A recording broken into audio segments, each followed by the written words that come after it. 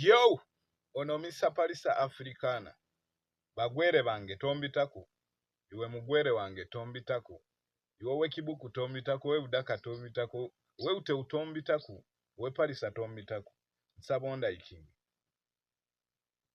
On following, onyiga omuka prasyawo. Owanyiga omuka prasya, onyiga omuka timawo.